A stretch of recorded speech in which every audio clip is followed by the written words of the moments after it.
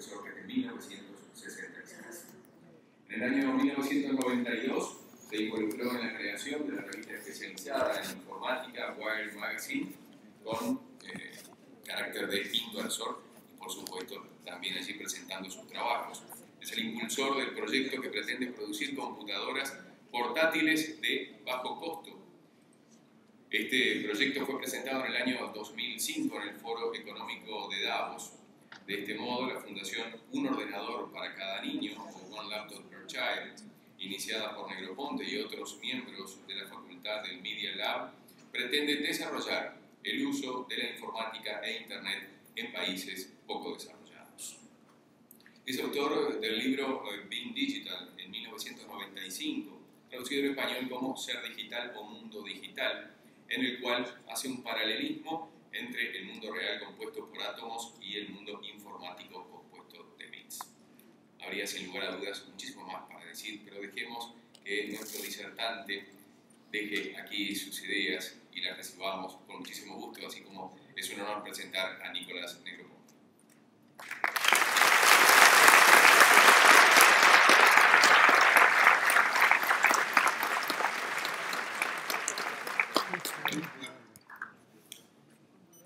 Thank you very much.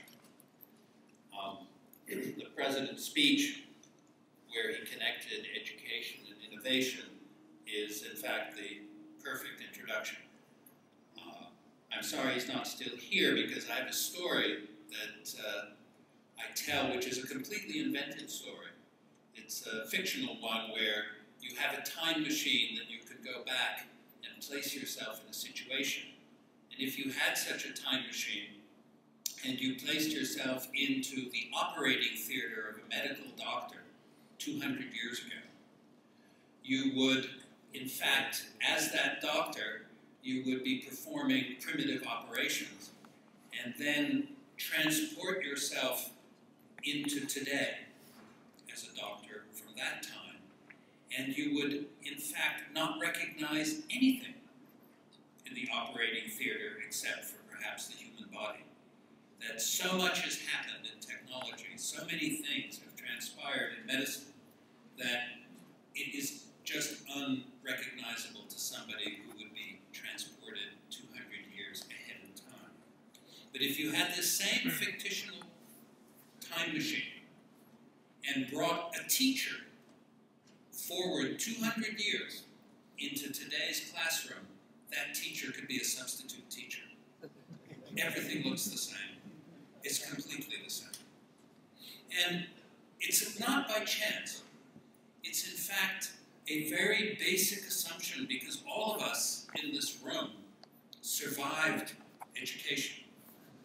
We all survived the discipline that sometimes asked us to do things that we knew in our hearts were probably meaningless, but we had no foundation to argue against them. And so if some people in this room had to learn the multiplication tables up to 25 times 25, you realize how meaningless that was in your future life. And there's so many things that we're told in school to learn that, in fact, trust me, they will be valuable, and in fact, they weren't so valuable. And what it cost for some of us, probably not anybody in this room, or you wouldn't be here, but for some people, some kids, it cost them the passion to do more of it. And one of the things I have had the great luxury all my life to do is to follow my passions, to do things that I love to do. And love is always a better master than beauty. So when we started One Laptop Per Child, it was based on a premise that children, in fact, can leverage themselves much more than we give them credit. And one of the challenges that people make to us all the time is saying, well, you're anti-teacher or you're anti-school. Not in the least. We're very much pro-teacher, pro-school. But what we want to do is see the child's life be more seamless, for them to continue the same things they do in school, but to continue them at home, continue them in their entertainment,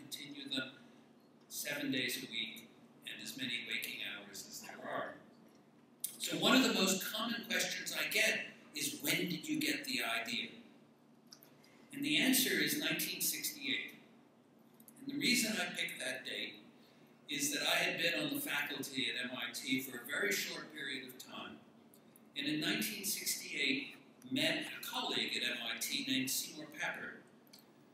And Seymour, who had just come from Geneva, where he was working with Jean Piaget, had started to develop some very early theories of how children learn. And one of the things he did by 1970 was come to the conclusion that one of the best ways to think about thinking was to write computer programs. And that in fact, when children wrote computer programs, they were engaged because they were making algorithms and writing the code in articulating their own understanding of something. So if a child wrote a computer program to draw a circle, that was far less abstract than what all of us, or at least the older people in this audience, learned about circles, because there was a relationship between the radius and the circumference and the diameter, but these were abstract concepts with this funny thing called pi, which really makes no sense. And so you learn it, and you learn the equations, but it's not the same as writing a computer program to draw a circle. And what's so interesting about writing a computer program is it never works the first time. And so what happens is you intend to write a circle, or draw a circle, I should say, and it doesn't appear on the screen. Something else appears, and so you engage in what's called debugging. You debug the program.